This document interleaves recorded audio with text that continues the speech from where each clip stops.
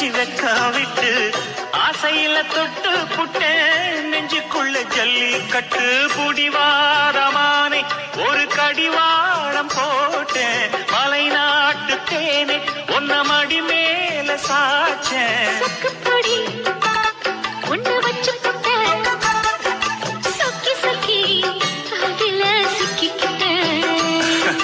கிச்சிலி சம்பா குட்டி எடுத்து மொச்ச குழம்பும் வச்சு எடுத்து ஆமாடி அதுக்காகத்தான்